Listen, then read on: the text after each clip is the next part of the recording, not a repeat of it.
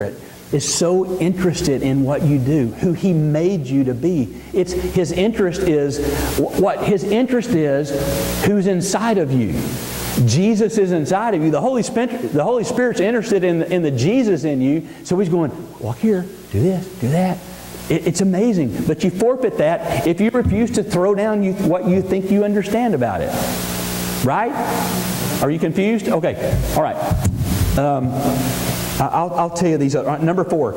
I got 2 more, and I got to get to Charlotte. All right, 2 more.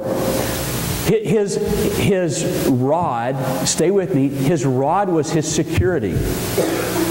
It was physical security, of course, against animals and stuff, but it was also, this represented His financial security.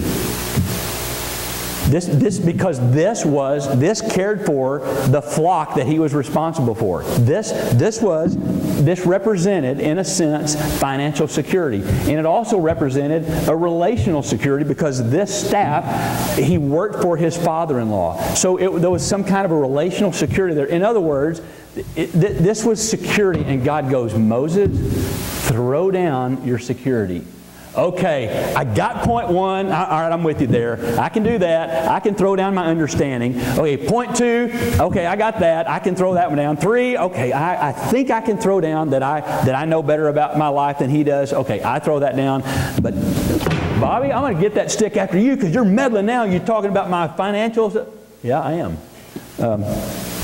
Wow, Moses' stick just got shorter. Yeah. Okay. Margie, here's your new walking stick, honey. There you go. Yeah. Yeah. Here's Terry's. Here's Margie's. I'm playing. Okay. Oh man.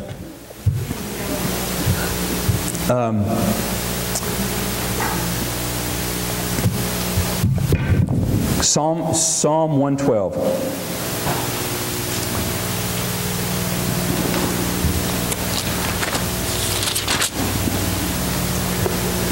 Listen carefully to this, okay? If you haven't found it, just listen to me.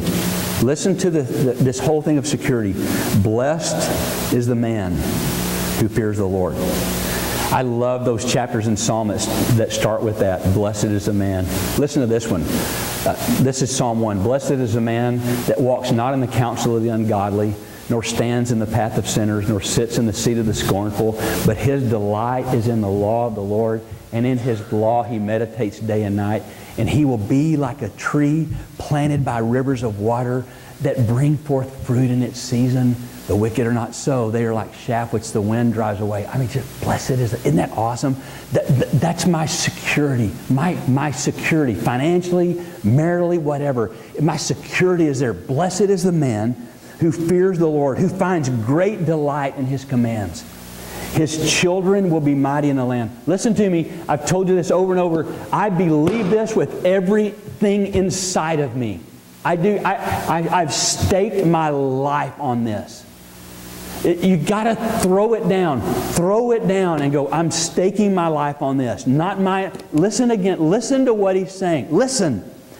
Blessed is a man who fears the Lord, who finds great delight in His commands. Okay? How do you do that? You got to get your word out. Blow it off, get it out, and start finding delight. And when you do, listen, His children will be mighty in the land. Hello, sign me up. The generation of the upright will be blessed. Wealth and riches are in his house. Yeah, sign me up for that one too. And His righteousness endures forever. Even in darkness, listen to the security. Even in darkness, light dawns for the upright. For the gracious and compassionate and righteous man, good will come to him who is generous and lends freely. Okay, don't throw that one out. Okay, good will come to him who is generous and lends freely, who conducts his affairs with justice. Surely he will never be shaken. There is security. A righteous man will be remembered forever. He will have no fear of bad news. His heart is steadfast, trusting in the Lord. His heart is secure. There's the word. Whose heart is secure? The man who trusts in the Lord. Blessed is the man who fears the Lord. Okay, his heart is secure. He will have no fear. In the end, he will look in triumph on his foes. He has scattered abroad his gifts to the poor. His righteousness endures forever. His horn will be lifted high in honor. And then he goes on and talks about the wicked man, the one who doesn't. Quite frankly, I want to be the guy in the first part of the chapter. Okay. Yeah. I've got more scriptures on that one too. This whole security thing. His staff meant his security. Okay. And then the last one, his identity. Moses, so this staff was his identity. Okay, stay with me, okay? He's confused. Moses, by this time, has to be a little confused, okay? He had been a prince.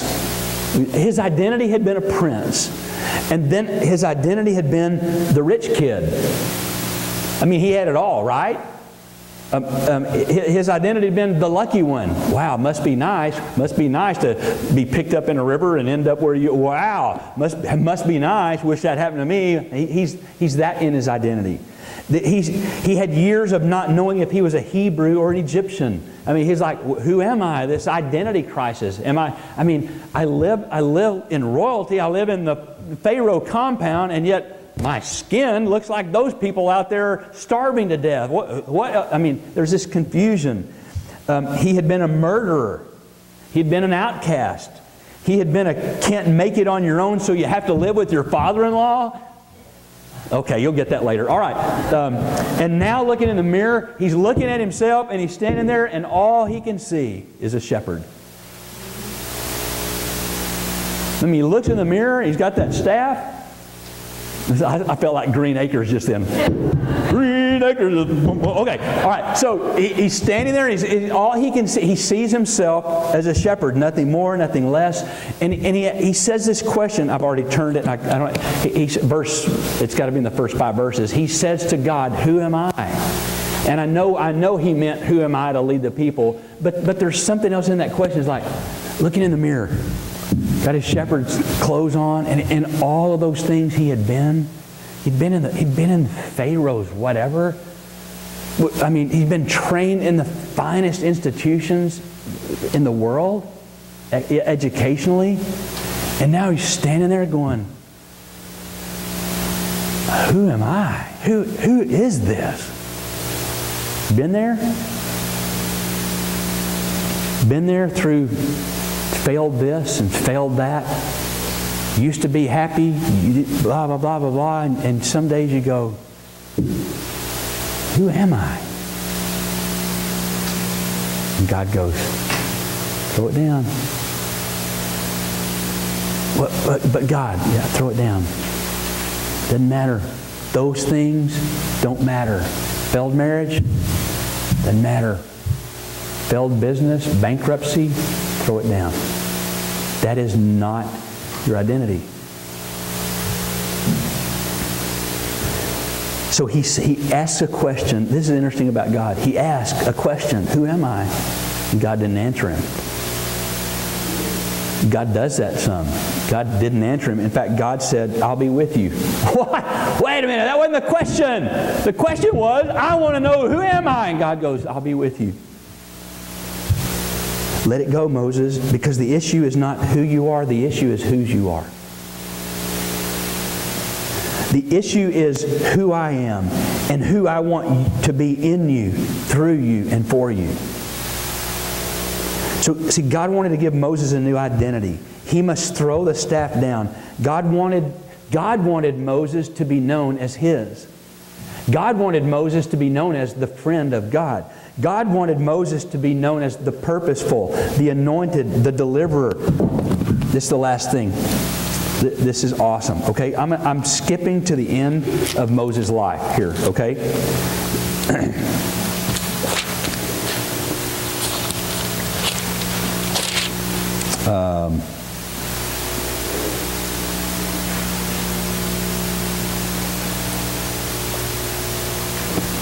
What? I wrote something down wrong, and I'm in the wrong... I'm sorry.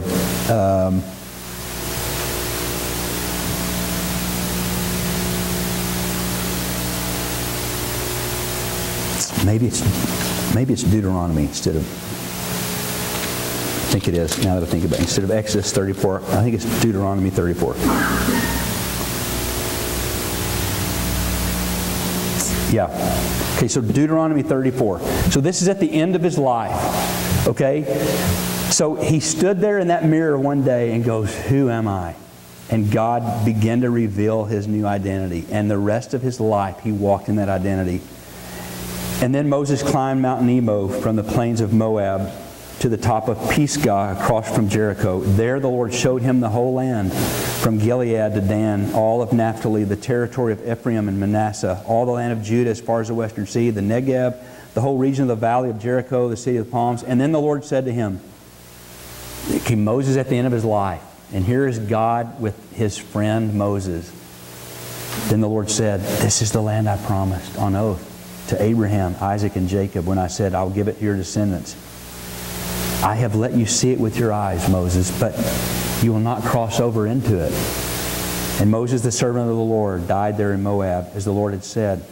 He buried him in Moab in the valley opposite Beth Peor. But to this day, no one knows where his grave is. Moses was 120 years old when he died, yet his eyes were not weak, nor his strength gone. And the Israelites grieved for Moses. This still isn't right. I wrote something down wrong. No, I'm still right. Okay.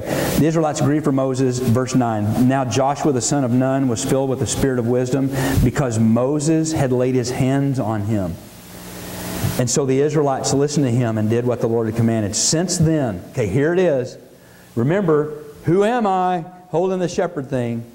Since then, that day, in the mirror, since then, no prophet has risen in Israel like Moses.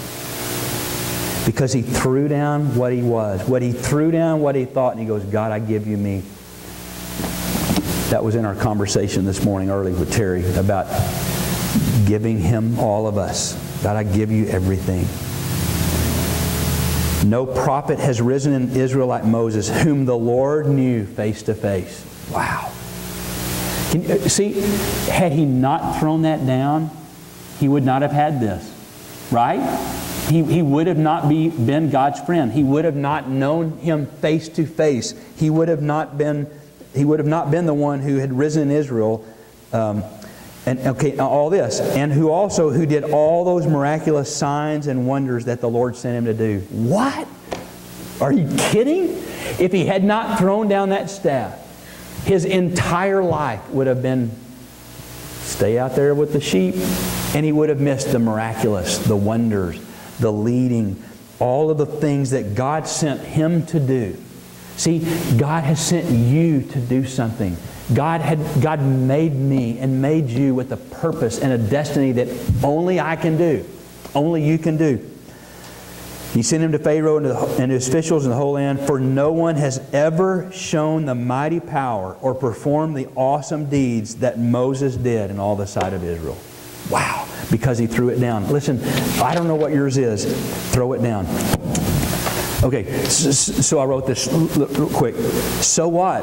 What does that mean, in other words? Throw it down. Throw down that which is your support, that which you lean on. Throw down that which is your defense. Throw down that which makes you think you have to have your own way. Throw down that which makes you secure. Throw down your identity. It's hard, isn't it? It feels like you're jeopardizing your future. Well, I don't know. If I throw this down, I don't know, Bobby. It's like you could lose what is important to you. But that is when you discover who you are. When you finally get to the day where you can throw it down, that's when you discover who you really are. And that's when miracles happen. Until that day, until you throw it down, you forfeit. You forfeit the miraculous. Until I let go of what I lean on, I will never know trust. I will never know dependence. I will never know Him as faithful and dependable.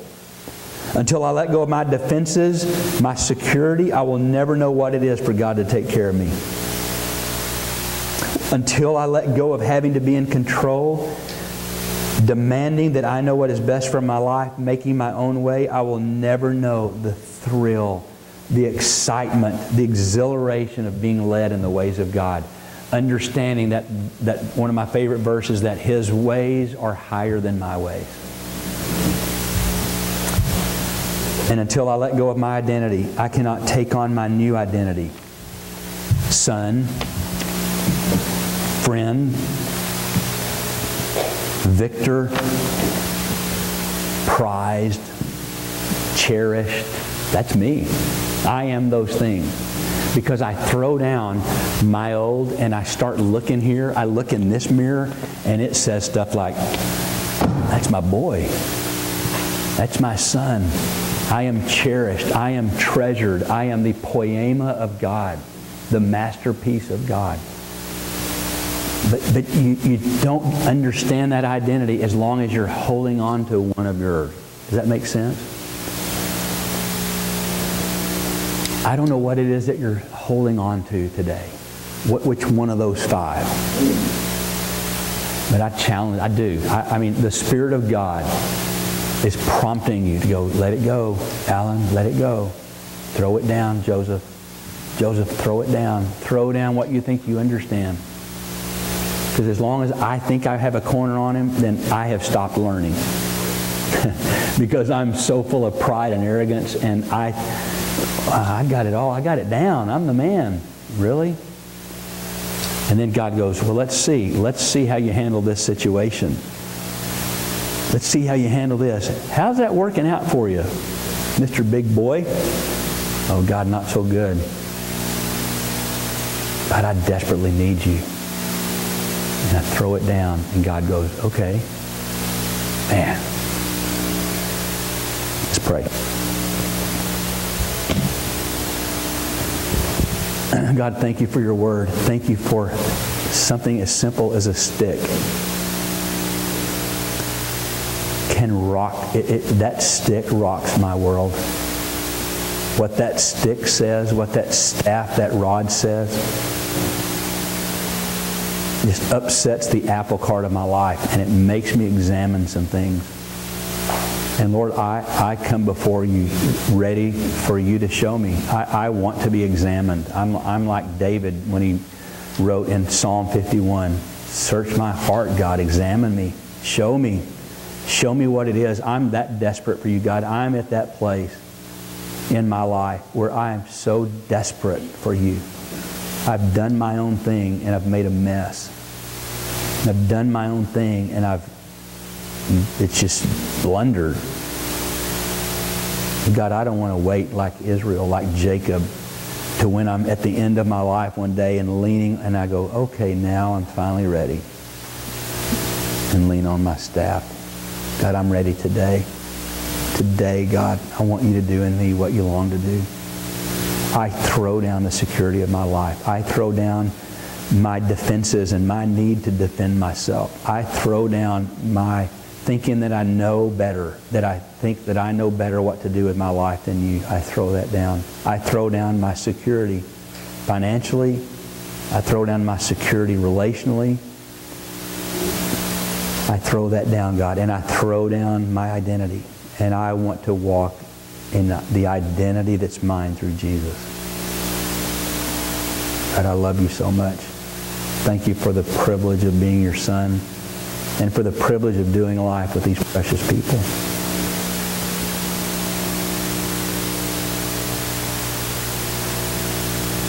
I just give you just a minute with your heads bowed and your eyes closed.